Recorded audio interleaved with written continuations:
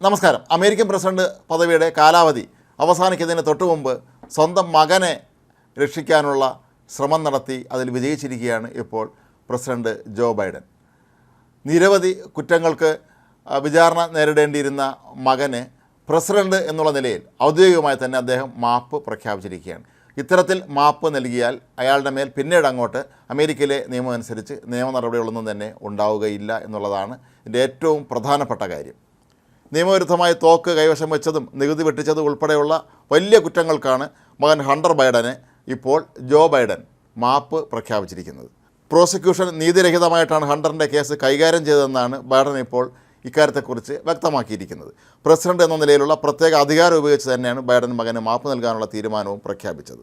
അടുത്ത മാസം പകുതിയോടെ കാലാവധി പൂർത്തിയാകുന്ന വേളയിൽ ബൈഡൻ നടത്തിയ ഈ ഇടപെടൽ വൻതോതിലുള്ള വിമർശനത്തിനിടയാക്കുമെന്ന് ഉറപ്പാണ്. എന്നാൽ കഴിഞ്ഞ ജൂൺ മാസത്തിൽ മകനെ പ്രസിഡന്റ് എന്ന അധികാരം ഉപയോഗിച്ച് മാപ്പ് നൽകില്ലെന്ന് ബൈഡൻ പ്രഖ്യാപിച്ചിരുന്നു. പദവി ഒഴിയുന്ന സാഹചര്യത്തിൽ ബൈഡൻ സുപ്രധാന കാര്യങ്ങളിൽ അന്തിമ തീരുമാനം എടുക്കില്ലെന്ന് വൈറ്റ് ഹൗസ് വൃത്തങ്ങൾ നേരത്തെ തന്നെ സൂചിപ്പിച്ചിരുന്നു. പ്രസിഡന്റായി ചുമതലയേറ്റ ദിവസം മുതൽ തന്നെ നീതിന്യായ വ്യവസ്ഥയുടെ കാര്യത്തിൽ ഇടപെടുകയില്ല എന്നാണ് താൻ തീരുമാനിച്ചിരുന്നത് എന്നും എന്നാൽ മകനോട് പ്രോസിക്യൂഷൻ നീതികേട് കാട്ടിയെന്ന് വ്യക്തമായ സാഹചര്യത്തിലാണ് ഇത്തരത്തിൽ ഇടപെടേണ്ടി വന്നതെന്നുമാണ് ജോ ബൈഡൻ ഇപ്പോൾ വിശദീകരണം നൽകിയിരിക്കുന്നത്. തൻ്റെ രാഷ്ട്രീയ എതിരാളികളാണ് മകനെ കേസിൽ കുടുക്കിയതെന്നും ബൈഡൻ ആരോപിക്കുന്നു. അമേരിക്കയിലെ നിയമം അനുസരിച്ച് ഏതെങ്കിലും ഒരു കേസിൽ അമേരിക്കൻ പ്രസിഡന്റ് മാപ്പ് നൽകിയാൽ പിന്നീട് തുടർന്നു വരുന്ന പ്രസിഡന്റിന് ആ മാപ്പ് റദ്ദാക്കാൻ കഴിയുകയില്ല എന്നുള്ളതാണ്.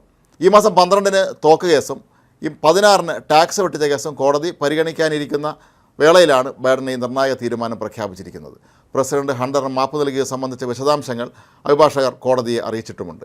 എന്നാൽ നിയുക്ത അമേരിക്കൻ പ്രസിഡന്റ് ഡൊണാൾഡ് ട്രംപ് ആകട്ടെ ബൈഡൻ്റെ ഈ നടപടിയെ രൂക്ഷമായി തന്നെ വിമർശിച്ചിരിക്കുകയാണ്. ബൈഡൻ്റെ ഈ പ്രഖ്യാപനത്തോടെ കഴിഞ്ഞ 6 വർഷമായി തുടരുന്ന നിയമ പോരാട്ടത്തിനാണ് അന്ത്യം കുറിക്കുന്നത്.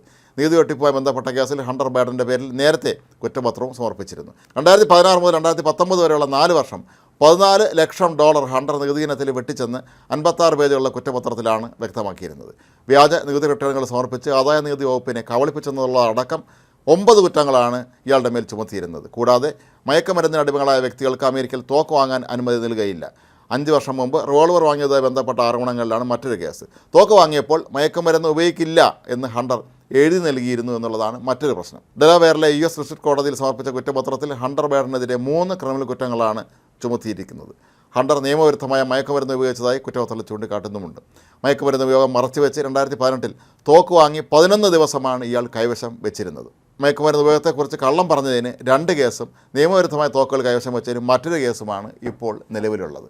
ഏതായാലും പ്രസിഡന്റ് പദവിയിൽ നിന്ന് ഇറങ്ങിപ്പോകുന്നതിന് തൊട്ട് മുമ്പ് സ്വന്തം മകന് വേണ്ടി ഇത്തരത്തിലുള്ള ഒരു വഴിവിട്ട ഇടപെടൽ നടത്തിയ ജോ ബൈഡൻ്റെ നടപടി അമേരിക്കൻ ജനതയുടെ വെറുപ്പ് സമ്പാദിക്കും എന്നുള്ള കാര്യത്തിലൊന്നും യാതൊരു തർക്കവുമില്ല.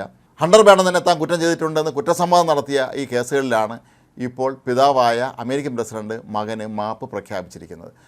അമേരിക്കയിൽ പൊതുവെ ഇത്തരത്തിലുള്ള ഇടപെടലുകൾ, അതായത് കുടുംബാംഗങ്ങൾക്ക് വേണ്ടി ഇത്തരത്തിൽ വഴിവിട്ട രീതിയിലുള്ള ഇടപെടലുകൾ സാധാരണഗതിയിൽ പ്രസിഡന്റുമാർ നടത്താറില്ല.